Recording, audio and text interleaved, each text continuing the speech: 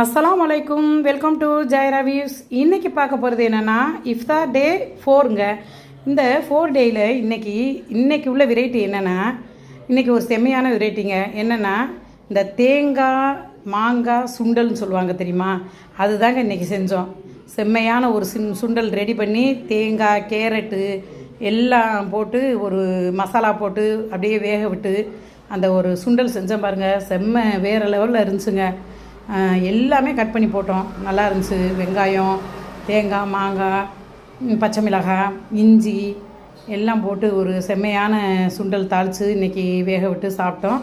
ஆமாம், அதை செஞ்சு ஒரு பக்கமாக ஓரமாக வச்சுட்டு அடுத்து என்ன பண்ணலாம், குடிக்கிறதுக்கு ட்ரிங்க்ஸ் என்ன அப்படின்னு சொல்லிட்டு அது இளநீ இருந்துச்சுங்க. இளநீ எடுத்து அது ஒரு பக்கம் ஊற்றி வச்சுட்டு அதுக்கப்புறம் என்ன பண்ணலாம்னு சொல்லிட்டு மாதுளை ஜூஸ் போடுவோம் அப்படின்னு சொல்லிட்டு மாதுளை ஜூஸ் ரெடி பண்ணி இன்றைக்கி மாதுளை ஜூஸ் போட்டோங்க.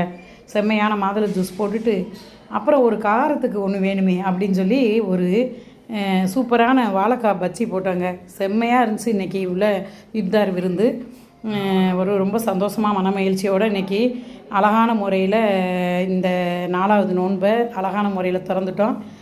அல்லாஹ்வுடைய கிருபையினால் ஒவ்வொரு நாளும் சந்தோஷமாக வெரைட்டியாக சாப்பிட்ற மாதிரி வெரைட்டியான துவாக்களோட இந்த நோன்புகள் கடந்து வருது. நம்மளை இன்னும் சிறப்பான மீதமுள்ள நோன்புகளையும் இறைவன் கிருபையினால் நம்ம சிறப்பாக நிறைவேறணும்னு எல்லோரும் துவா செஞ்சுக்கிறோம்.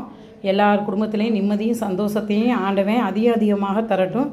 நிம்மதியான நோன்பாகவும் நிம்மதியான பெருநாளாகவும் கொண்டாடக்கூடிய நசீபை நம்ம எல்லாத்துக்கும் ஆண்டவன் எழுதட்டும். அஸ்ஸலாமு அலைக்கும்.